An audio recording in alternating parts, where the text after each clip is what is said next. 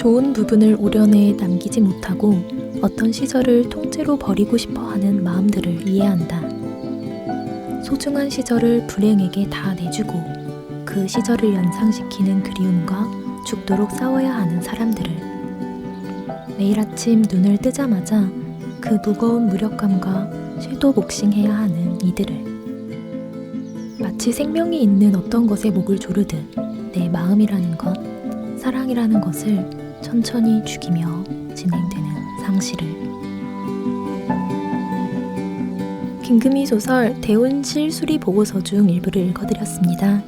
안녕하세요, 소라 여러분. 문학의 소리를 듣고 전하는 문학라디오 문장의 소리입니다. 저는 우다영입니다.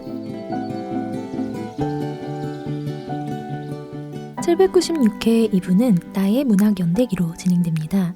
나의 문학 연대기는 작가가 직접 인생의 문학적 순간에 대해 들려주는 인생 그래프 토크 시간입니다. 문학을 축으로 한 희비의 순간들, 이야기를 위해 오늘은 김금희 소설가님을 모셨습니다. 안녕하세요. 안녕하세요, 여러분. 네, 저희가 청취자 애칭이 소라로 정해져서요. 문장의 네. 소리 소라 여러분들께 소개 한번 부탁드립니다. 안녕하세요, 소라 여러분. 소설 쓰는 김금희입니다. 만나뵙게 되어서 반갑습니다. 네. 작가님, 제가 양력으로도 한번 읽고 넘어갈게요. 모두가 김금희 작가님을 아시겠지만, 김금희 작가님은 2009년 한국일보 신춘문예에 너의 도큐먼트가 당선되어 작품 활동을 시작하셨고요. 주요 저서로는 센티멘털도 하루 이틀, 너무 한낮의 연애, 오직 한 사람의 차지, 우리는 페퍼로니에서 왔어 등 소설집이 있고, 장편소설 경애의 마음, 복자에게 대운실 수리 보고서가 있으십니다. 네, 맞습니다. 언제 이렇게 책을 많이 내셨나요? 워커홀릭이라서. 오늘 어떻게 그렇게 지치지 않고 계속해서 책을 작업을 하고 계신지 여쭤보려고 제가 기대를 하고 있습니다. 아, 네. 제가 특별히 하는 일이 없어요. 소설밖에. 네, 특별히 뭐 즐기는 취미도 없고, 그래가지고 시간이 있으면 그냥 일을 하다 보니까 원고가 쌓여있고, 그럼 또 책을 내고, 이러다 보니 너무 책을 자주 내서 민폐를 끼치게 되었습니다, 독자 여러분. 전혀 아니고요. 세상에. 아니, 정신을 차리면 원고가 쌓여있는 삶은 어떤 삶인가요? 허리 디스크와 싸워야 하는 삶. 정말. 네, 제가 근황을 여쭤보려고 했는데, 그렇다면 최근에 이제 그 대원실 수리 보고서가 나온 지 얼마 안 되었는데, 요즘 근황이 좀 어떠실까요? 책 내고 한 달 정도는 좀 홍보를 다녀야 하잖아요. 네. 그리고 또 책을 내고 나서의 어떤 그 흥취에 취해서 작가들이 한 달쯤을 보내고 나면 이제 현실에 또 장막에 떨어지면서 그 다음 작품을 또 준비해야 되고 뭐 마감을 준비해야 되잖아요. 지금은 그런 상태입니다. 그래서 그 다음 작업들을 하고 있어요. 네. 너무 성실한 답변만 해주셔서 지금 다 진실이시죠? 너무나 작가 그 자체의 삶을 들려주셔서요. 아, 그런가? 뭐 무슨 다른 얘기 해야 되는데? 아닙니다. 그러시지 않으면 이런 작업물들을 계속 하기 어려우실 것 같고, 문장의 소리를 오랜만에 찾아주셨는데 제가 검색을 해보니까 3년 전에 한 번, 7년 전에 한 번 나와주셨는데 맞으신가요? 네. 근데 아마 까마득하실 거예요. 7년 전에 그러면은 몇 년이죠? 17년? 16, 17년? 근데 제가 김상혁 시인이랑 둘이서 그 김준혁 선배가 하는 때도 나왔던 기억이 있거든요. 그게 7년 전인지 모르겠지만 네. 그때도 제가 첫 책을 내가지고 나왔는데 여기 녹음하기 전에 첫 책 낸 시집 낸 시인분들 만나 뵙고 그때 생각이 딱 났어요. 제가 이전 방송 녹음하신 그 이제 게스트 분들이 너무 단란하게 세 분이 이야기를 나누고 계셔서 어떤 얘기를 나누신 건가 막 사인을 서로 막 하고 계신 것 같았는데 네, 벌써 시간이 그렇게 되었네요. 네. 그러면 그때부터 지금까지 세월이 많이 흘렀는데 내가 이제 많이 변한 부분이 있다 하는 그런 차이가 있으실까요? 체력의 급격한 저하, 기억력의 쇠퇴. 기억력은 어떻게 해야 되는 건지 여쭤볼게요. 기억력은 왜 감퇴하는 거죠? 근데 이게 정말 제가 늙고 있다는 것이 물론 여기 듣는 소라분들 중에서는 저보다 인생 경험이 많으신 분도 있겠지만 정말 어쩔 수 없는 것 같아요. 이렇게 깜빡깜빡하는 횟수가 너무너무 많아지고 어처구니 없는 실수들을 많이 하는 게 뭐 이것저것 좋은 약이 있다고 하는데 또 제가 알약을 잘 못 넘기는 네. 그런 목의 구조를 가지고 있어요. 그래서 영양제도 먹을 수가 없어가지고 정말요? 네. 이거 어떡하면 좋아요? 그래서 영양제의 도움도 없이 지금 이 나이를 나고 있는데 아쉽지 않습니다. 네, 세월을 다 겪어보는 거니까요. 네. 근데 기억력은 저도 주변에 여쭤보고 있어요. 이렇게 기억을 못 해내는데 글을 자꾸 쓸 수 있을까? 현실적으로 맞아요. 단어가 안 떠오르고 맞아요. 좀 문제가 있는 거 아닌가 하는데 그래서 저도 옛날에는 진짜 메모 진짜 안 했거든요. 네. 이제는 포기하고 쓸 줄거리를 좀 써놔요. 워낙 네, 이렇게 통으로 잊어버리니까. 나를 도우려면 이렇게 부지런히 해놔야 하더라고요. 네, 방식을 바꿔야 하더라고요. 네. 슬픈 얘기를 조금 나누고 본격적으로 이제 작가님의 그래프를 한번 들여다보겠습니다. 첫 번째 그래프는 문학적 순간입니다. 김근희 작가님께서 어린 시절부터 책을 좋아하는 아이였다라는 말씀을 여기저기 인터뷰에서 많이 해주셨는데요. 어린 시절 독서와 관련하여 특별히 기억에 남는 순간이 있으신지 여쭤보고 싶습니다. 집에 항상 혼자 있었거든요. 부모님 다 맞벌이 하시고 그때는 지금처럼 돌봄 교실이나 이런 게 전혀 없이 그냥 학교 끝나면 어린애들이 다 그냥 집에 가서 혼자 있어야 되는 상황이었고 저는 친척도 없어서 집에 혼자 있다 보면은 책을 읽게 되고 그래서 밥 먹으면서도 책 읽는 그런 아이들 있잖아요. 그랬던 기억들이 좀 있고 그러다가 무슨 100일장에 10살 때 나가게 됐는데 네, 나가서 좀 큰 상을 받으면서 근데 얼마 전에 만난 분이 그러시더라고요. 100일장으로 인생 망한 사람들이 있다고. 네, 어떤 분이 저한테 그렇게 말씀하셔가지고 네, 그래서 그 100일장을 딱 나가서 상을 받으니까 어른들이 또 막 칭찬해주고 그러면 내가 뭔가 잘하는 일이 있나 보다 이런 생각했던 거 그게 되게 컸어요, 저한테. 근데 그 이제 100일장 우리 모두 어릴 때쯤 이제 글을 좀 잘 쓴 사람들이 작가가 좀 되니까 그때 네. 이렇게 시작하는데 얼마나 작가가 돼서 다행이에요. 그렇잖아요. 그때 내가 좋아하는 거 잘하는 걸 같이 이렇게 와서 작가 된 거니까. 네. 제가 점이나 이런 걸 전혀 본 적이 없는데 딱 한 번 너무 마음이 답답해서 별자리 점을 봤거든요. 네. 근데 그분이 제 사주를 이렇게 보시더니 갑자기 다급하게 지금 혹시 뭐 하시냐고 묻는 거예요. 그래서 그때 약간 경계하면서 안 가르쳐 줬더니 그러다가 뭐 예술을 뭐 합니다. 뭐 이런 식으로 대답하니까 너무 다행이라고 아무것도 못하는 사주래요. 그러니까 그냥 아무것도 못하는 사람. 그런데 예술이라고 하니까 그나마 맞는 길로 갔다고 저한테 그러시더라고요. 아니 워딩이 거침없으시네요. 별자리가 그렇게 무서운 점이었나요? 네, 그분이 그러셨어요. 그래서 내가 왜 그런 사람 있죠? 그냥 집에서 아무것도 안 하는 사람 이런 사주라고. 충격적이었습니다. 네. 네. 의외로 글쓰기가 저도 글쓰기의 직업을 옮겨 너무 잘했다고 한 게 게으르단 말이죠, 나름. 그러니까 바쁠 땐 바쁜데 게으르러서 글만을 생각해서 쓰는 것이 가장 체질에 맞았겠다. 네, 그러니까 저희가 하고 싶은 것이 선명하고 그 이외에 나머지 것들은 다 안 하는 파업하는 스타일들이잖아요. 그래서 이런 직업을 할 수밖에 없습니다. 네. 네, 어린 시절을 여쭤봤더니 이제 별자리까지 나왔는데요. 어릴 때 그럼 읽었던 막 주로 전집들을 막 계속 읽잖아요, 어릴 때. 맞아요. 주로 가장 좋아하셨던, 애착하셨던 책이 어떤 것일까요? 동화 작가분 중에 이원수 선생님이 계시는데 약간 그 무상계급의 입장에서 이렇게 동화 작업을 해오신 분이세요. 그래서 그때는 몰랐는데 굉장히 좀 이념적이고 그런 작품을 많이 쓰셨고 저는 그걸 반복해서 읽었었거든요. 조기 교육을.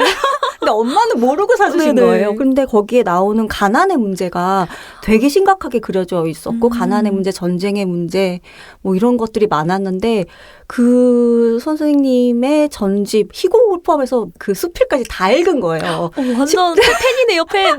네, 그래서 뭔가 이 세상의 시련을 극복하는 아이들에게 주어지는 가혹한 시련들에 대해서 많이 생각했고 동시에 어린 시절을 다 힘겹게 지내잖아요. 작가들 보면 유년히 평탄했던 사람이 저는 다 한 명도 못 봤어요.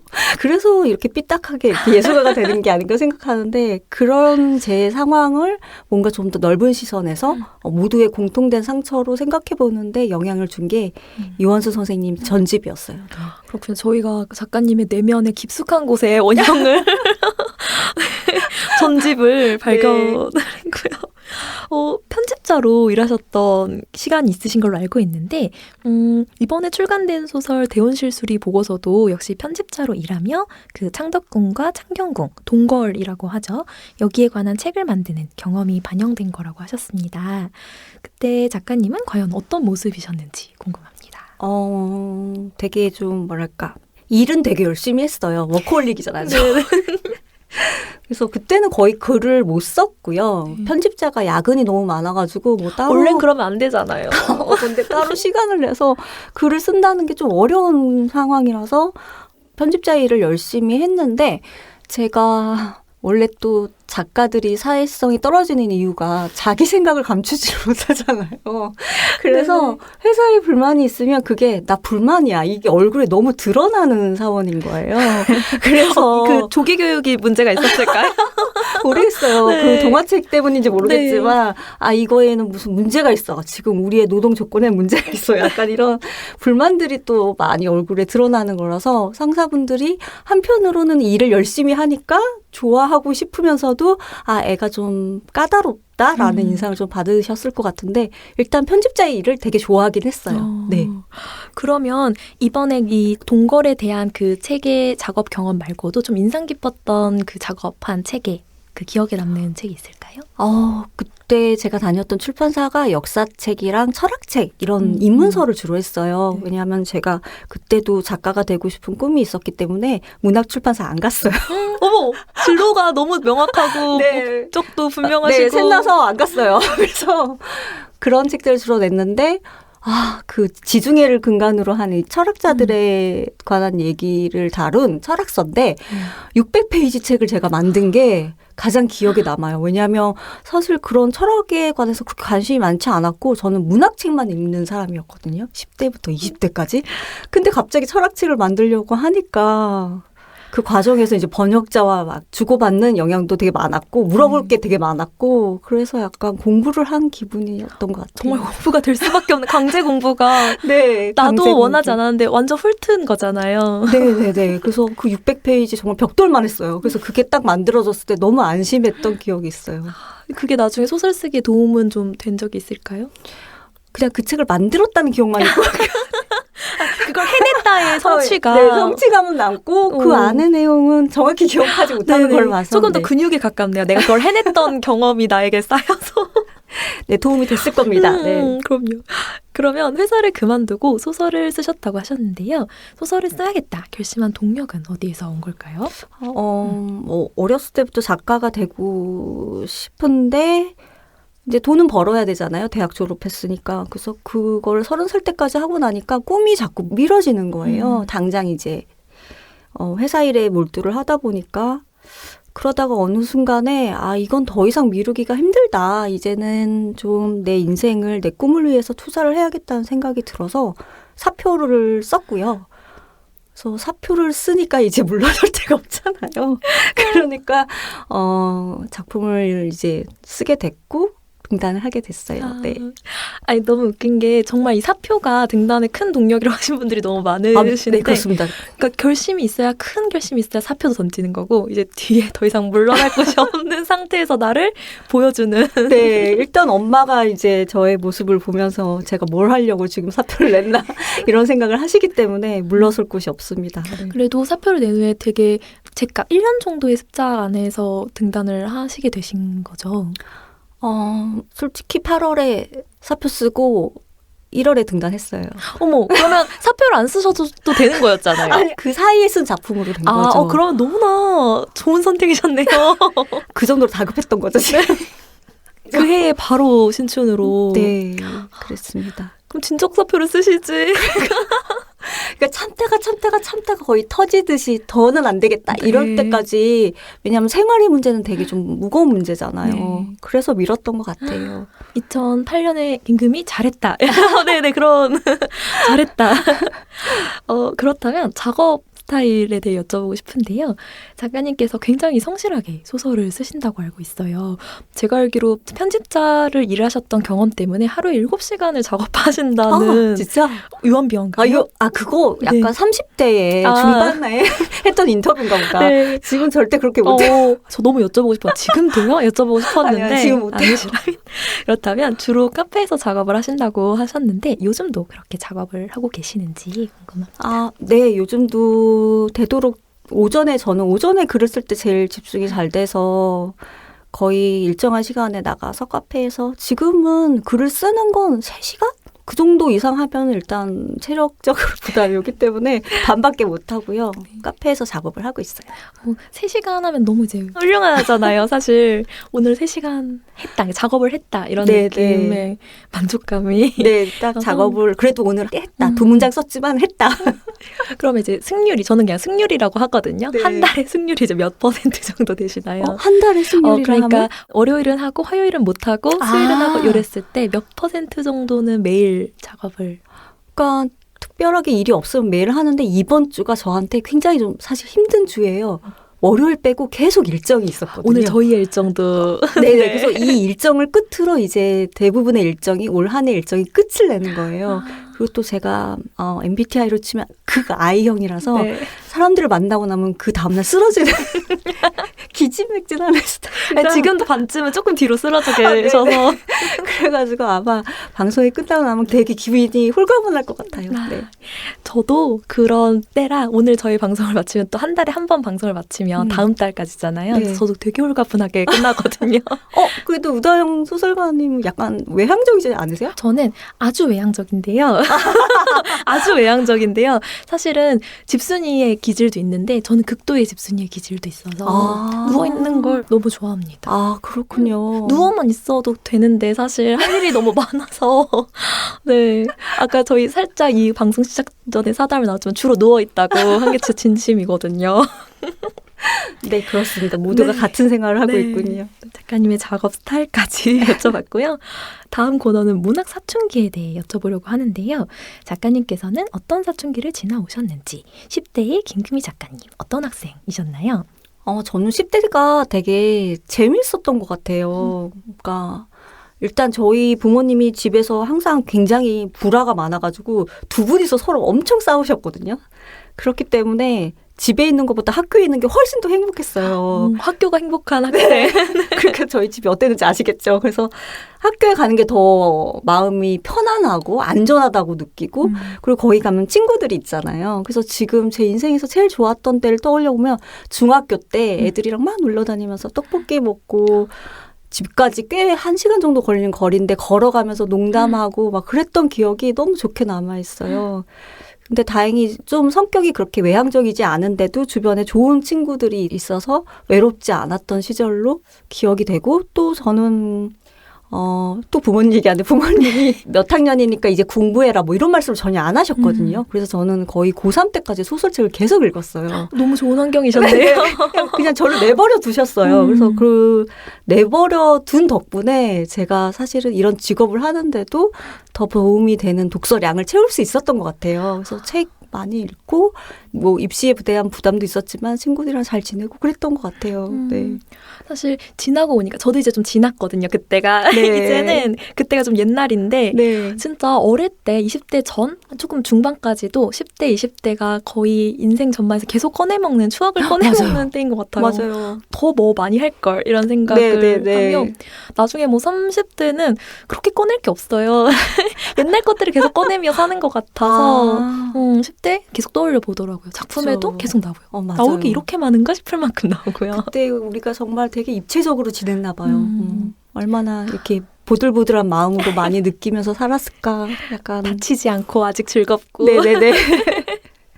다음 사춘기 얘기를 더 들어보자면요. 본격적으로 이제 소설을 쓰면서 경험했던 성장의 시간도 한번 짚어보려고 하는데요. 어떠한 때에 이제 내가 문학적으로 성장한 계기 이런 것이 있었는지 기억이 좀 나시나요? 제가 아까 말씀드렸지만 등단을 빨리 했잖아요. 근데 청탁이 없는 거예요. 제 첫 책이 5년 있다 나왔는데 그게 다 청탁이 없어서 그랬던 거거든요. 정말 이 바닥에 고질적인 네. 네, 그래서 그 시간을 견뎠을 때가 제가 가지고 있는 어떤 문학적 역량이라고 하면은 사실 끈기 같은 게 되게 중요하잖아요.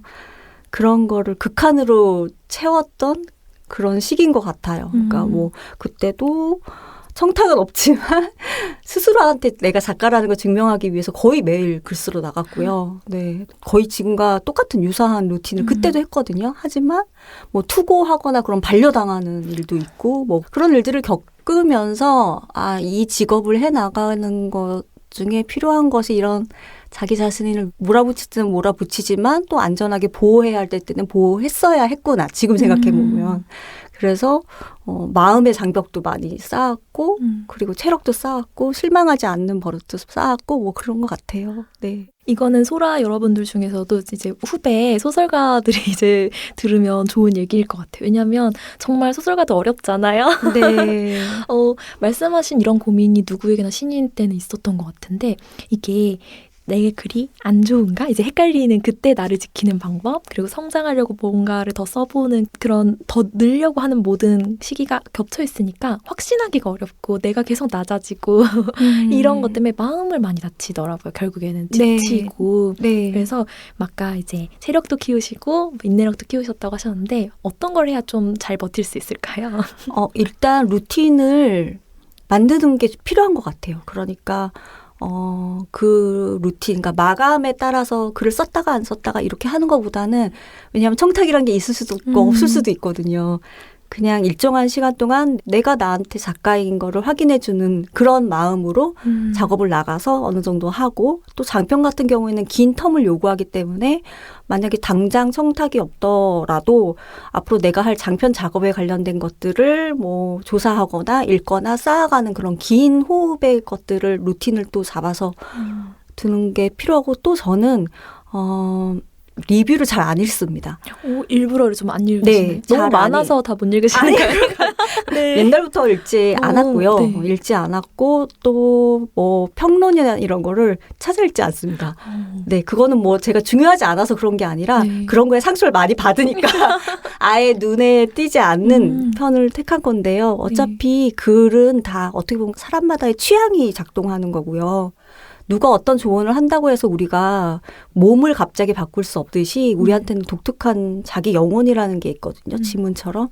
그래서 결국엔 자기가 쓰고 싶은 대로 쓰게 돼 있어요. 우리는. 어쩔 수가 없잖아요. 어쩔 수 없어요. 그러니까 어떤 걸 강제하려고 하지 말고 이 작업에서 가장 필요한 게 지속력이거든요. 지속력을 위해서만 애를 썼으면 좋겠어요. 네.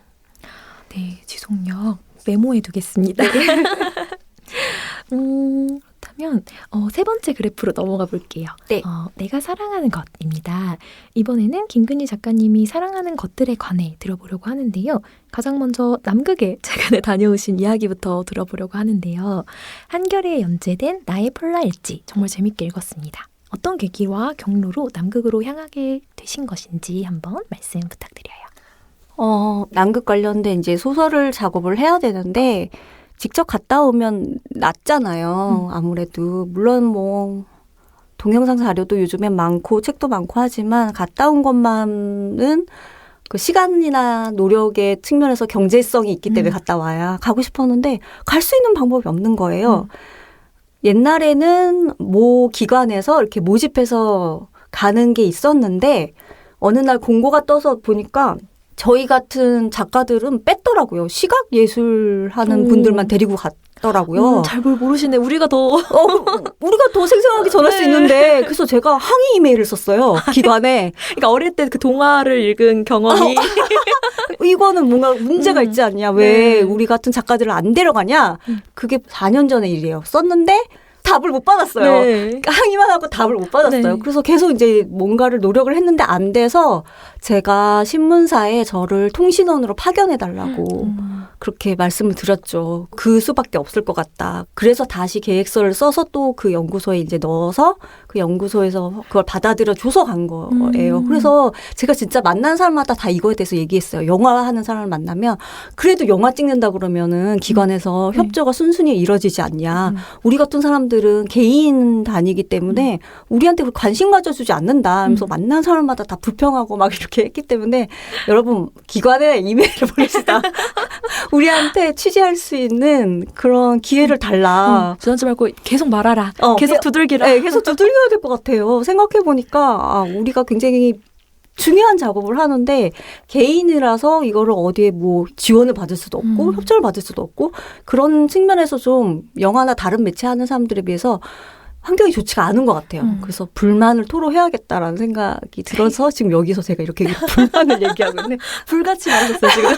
근데 김금희 작가님이 사실 문을 먼저 열어주신 거라 뒤에 이제 우리들은 좀 가기 수월해지지 않았을까 싶어요. 설레가 있으니까. 극지연구소에서 이제 제가 갔다 오고 나서 또 한 번 갈 일이 있었는데 거기 사람들이 의외로 작가를 보내니까 당연히 우리가 뭐 우리 잘난 척이기도 하지만 우리가 그래도 글을 재밌게 쓰는 사람들이잖아요. 그러니까 소설가잖아요. 그러니까 소설가가 쓰는 어떤 리포트는 좀 다르더라 이렇게 말씀을 하시더라고요. 그걸 모르셨어요? 그래서 한번 조금 더 소홀해지지 않았을까라는 생각이 들었습니다.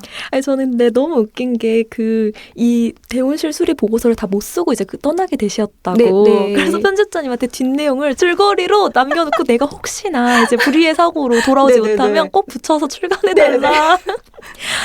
제 성격이 어떤지 아시겠죠? 네네. 제가 얼마나 불안이 많은지 아시겠죠? 그때 900매를 썼는데 거의 이제 3분의 2 정도 쓴 거예요. 네. 근데 내가 만약에 가서 뭔가 일이 있으면 900매나 썼는데 책을 안 나오면 너무 좀 그렇잖아요. 그렇죠. 이건 다시 올라와야죠. 무덤에서 올라와야죠. 그래가지고 책을 내려면 그래도 뒷부분은 줄거리 요약이라도 있어야 되지 않을까? 그래서 이제 요약을 해서 줬는데 편집자는 처음에 제가 무슨 소리 하는지 몰랐대요. 그러다가 나중에서야 그걸 깨닫고 그 줄거리 요약을 읽다가 딱 접었다고 하더라고요. 그런 일은 없을 테니까요, 선생님. 그래서 선생님 제발 왜 그러시는 거예요? 너무 농담이실까 했는데 그게 아니라 진짜로 보내셔서 놀라셨을 것 같아요. 네, 그것도 제가 이 흔적을 남기기 위해서 제가 이메일로 그걸 딱 보내면서 이거는 김금희가 요약하게 맞다.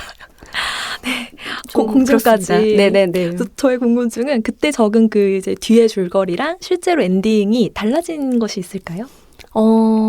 근데 그걸 참 하길 잘한 게 남극에 한 달 있다가 오고 나서 오자마자 아빠가 좀 아프셨어요. 그래서 이제 원래 여름에 출간되었어야 되는 책이 지금 10월에 나온 건데 작업을 못한 거였거든요.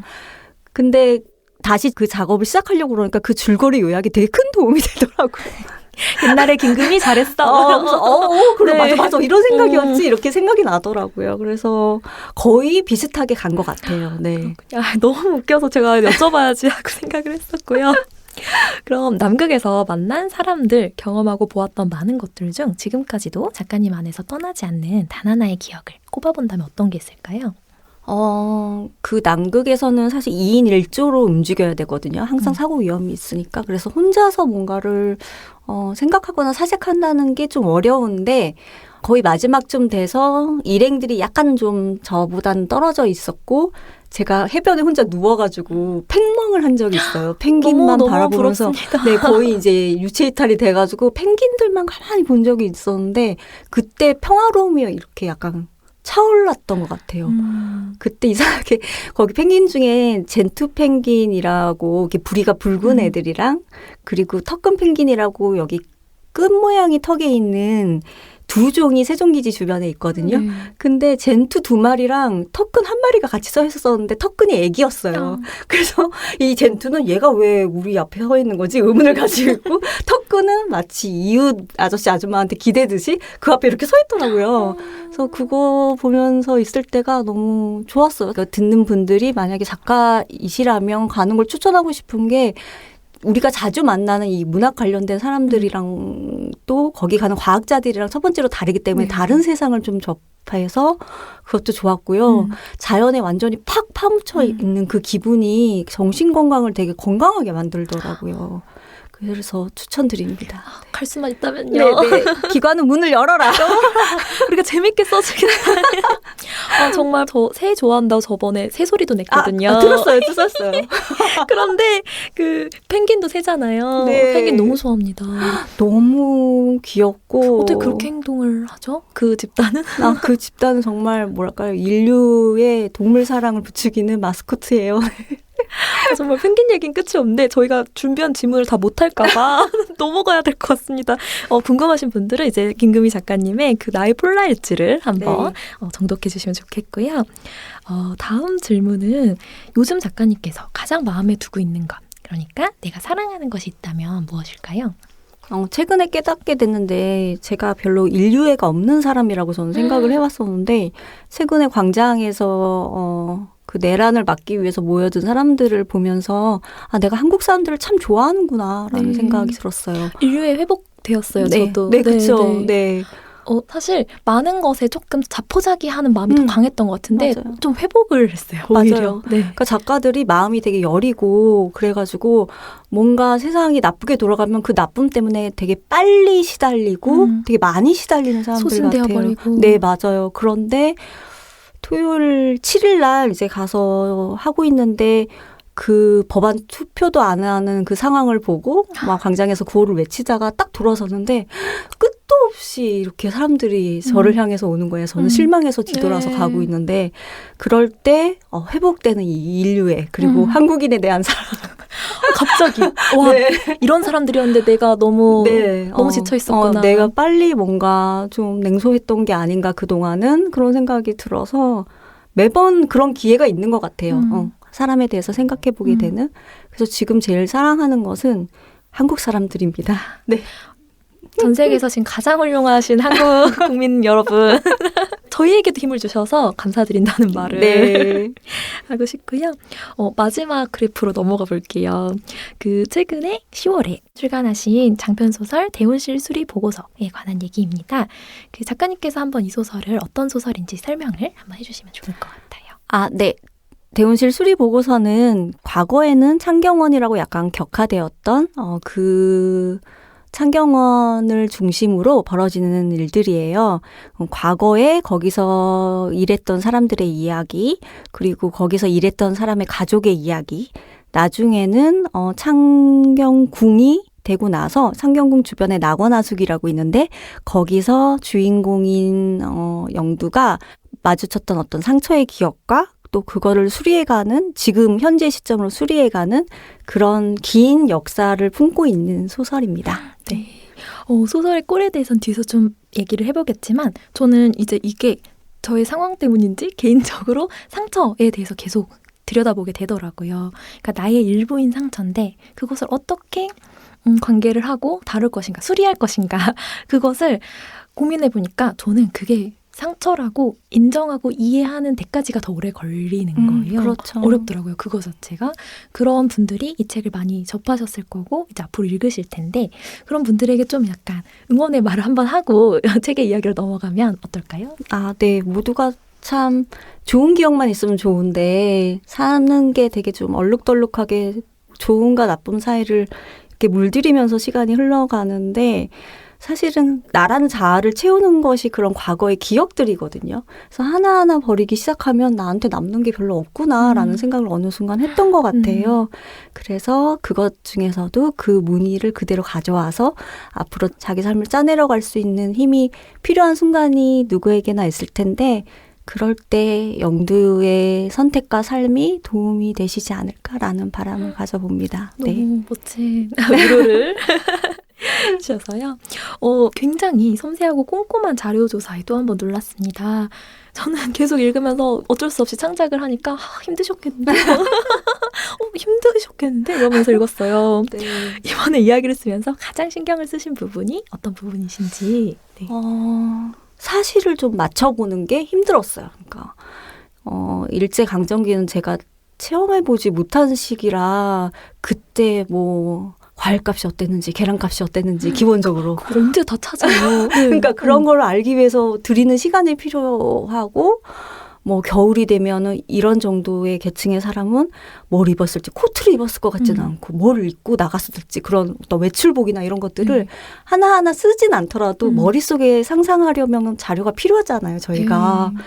그래서 그런 자료를 찾는 일이 참 생각보다 시간이 많이 걸리고 또 원래는 생각보다 분량이 늘어났어요. 저는 경장편으로 쓸 거라고 제가 정말요? 네, 그렇게 생각했는데 그래서 역사 소설은 100년인데 네, 그냥 그렇게 시작하면 안 되는 거구나 이런 뒤늦은 후회도 솔직히 했어요. 생각보다 에너지를 많이 필요로 하더라고요. 이거 엮고 이 많은 자료 조사와 이걸 교차하는 것과 너무너무 머리가 터지지 않았을까.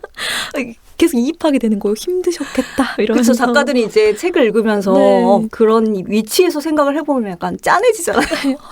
그런데 남극도 갔다 오셨어? 이러면서. 네. 그래서 인물에 대한 이야기도 들려주시면 좋을 것 같은데 저희 작가님은 개인적으로 리사를 정말 좋아하셨고 저는 이제 강인한 이 영두에게 이입을 많이 했는데요. 특별히 애정을 가졌던 인물이 있다면 누구일까요? 저는 쓰면서 가장 마음을 가볍게 먹었고 또 약간 마음이 밝아진 채로 쓴 거는 그 어린아이의 사나 있잖아요. 사나 쓸 때 제일 좋았어요. 막 인상 쓰고 있다가 또 사나 그릴 때면은 입가에 미소가 어리고 그랬던 것 같아요. 왜냐하면 사실은 이 모든 이야기가 최종적인 목격자라고 할 수 있는 사나 세대를 위한 이야기라고도 생각했기 때문에 그때가 제일 좋았던 것 같아요. 그 인물이. 오히려 작가에게 이렇게 기쁨을 주는. 네네네. 그런 인물이었어요. 그러셨군요. 작가님 정말 정리정돈 잘하실 것 같다는 생각을 저희 작가님께서 하셨다고. 왜냐하면 이 기나긴 시간을 엮어서 적재적소에 폭넓은 이야기를 정리를 하셨는데 어떤 방식으로 이 방대한 자료를 관리하고 이야기를 다듬으셨는지 한번 들어보고 싶습니다. 근데 사실 그거를 다 쓰고 나서 인물들마다 그 캐리어를, 그러니까 연보를 써봤어요. 그러니까 거의 퇴고 단계에서. 그럼 처음부터 있었던 게 아니네요. 대충 잡았지만 사실 이야기에 따라서 자꾸 바뀌잖아요. 그래서 막 30 몇 년에 태어났다고 썼는데 나중에 가면 막 연도가 바뀌고 그랬는데 이상하게 쓰는 과정에서는 그걸 수정을 계속하면서는 밀고 나갈 수가 없으니까 일단 밀고 나간 다음에 책 작업할 때 다 연보를 계산을 해서 맞는지 틀리는지 그리고 그때 그 사건과 이게 일치하는지를 다 점검을 그때 해봤어요. 그러니까 여태껏 그렇게 작업한 적이 없는데 이거는 워낙 역사적 베이스가 있으니까 그래서 그게 잡혀서 이게 나온 거지 쓰는 과정에서 그걸 일일이 확인을 못하고 일단 밀어붙였던 것 같아요. 네. 사실 소설 쓸 때 생각하면 부글부글 이렇게 만들어지는 과정이니까 고정이 안 되어 있죠. 그리고 이렇게 검사 한번 하신 거죠. 네, 최종적으로 맞나? 이건 안 맞네? 그러면 고쳐야겠다 이러면서. 그러셨군요. 그렇다면 대원실수리 보고서에서 독자분들이 이 부분은 꼭 유심히 보아주셨으면 한다 하는 부분이 있다면 무엇일까요?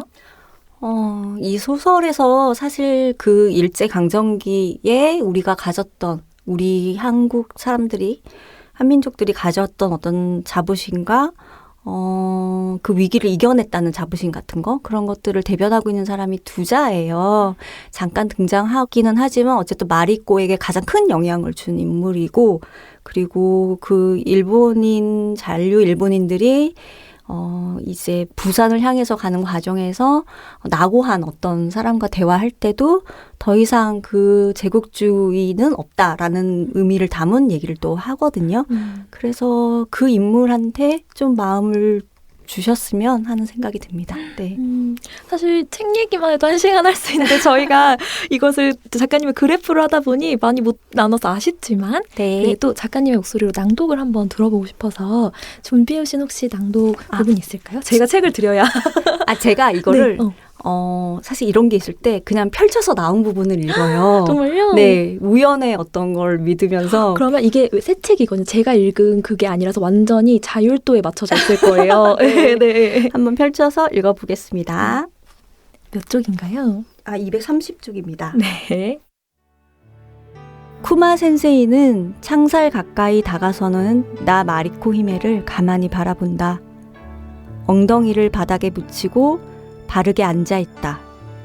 발톱은 까맣고 털은 붉다. 코는 까맣고 눈은 반짝인다. 쿠마 센세이는 괜찮다며 사양한다. 그래도 예전에는 고무장화가 갖다주는 멀건 밀기울이나 깻묵이라도 먹었다. 나 마리코 히메가 엄마가 보고 싶어 울면 늠름해져 라고 격려했다. 마리코 히메야, 눈이 내려 숲은 어둡고 엄 물에는 차가운 별이 내려왔는데 그만 울고 내 등에 타렴. 너를 엄마에게 데려다 줄 테니. 노래도 불러주었다.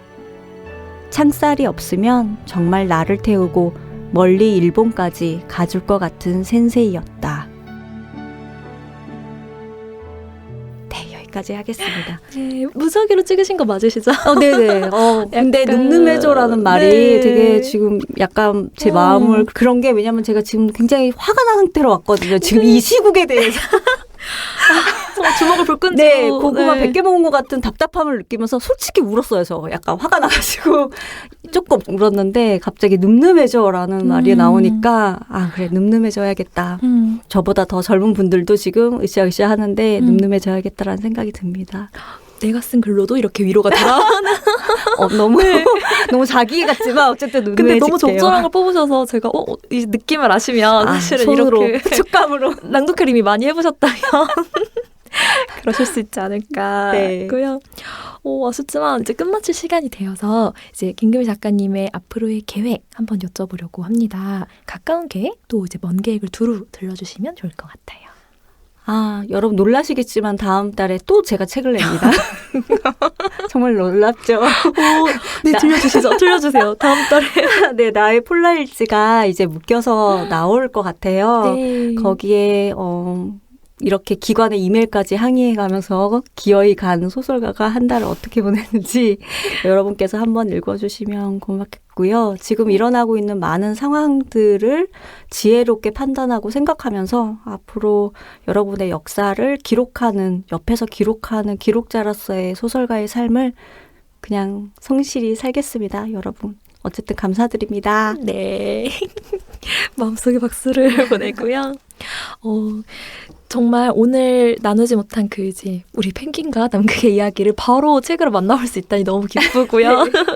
그리고 이 방송이 나가는 건 1월일 텐데 그때는 조금 더 저희가 덜 분노할 수 있는 어떤 상황? 조금 더 평온한 상황이 형체를 좀 갖추면 어떨까 네. 그런 기대를 해봅니다. 우리 모두가 다 새해의 환한 복을 받고 있기를 바랍니다.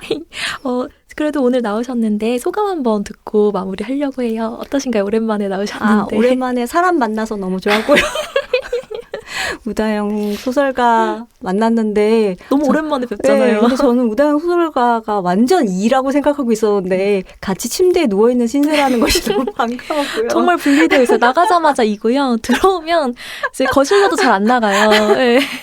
그래서 오랜만에 동료들을 봐서 반가웠고 우리가 이렇게 어쨌든 잘 지내고 있었구나를 확인할 수 있는 시간이라서 소라 여러분과 함께 행복했습니다. 감사해요. 네, 감사합니다. 김금희 작가님 특별한 시간을 함께해 주셔서 감사합니다. 문장의 소리는 소라님들과 함께 작가님의 작품 활동을 응원하겠습니다. 저는 다음 주 797회 1부로 인사드리겠습니다. 곳곳에 가닿을 문학의 소리를 상상하며 마칩니다. 저는 오다영이었습니다. 나무 향기가 좋아서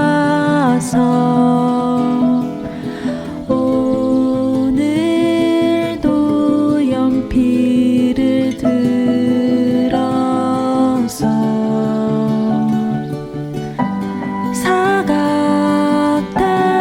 사각대는 소리 귀 기울이다 반가운 소식에 고개 들면 문학 라디오 문장의 소리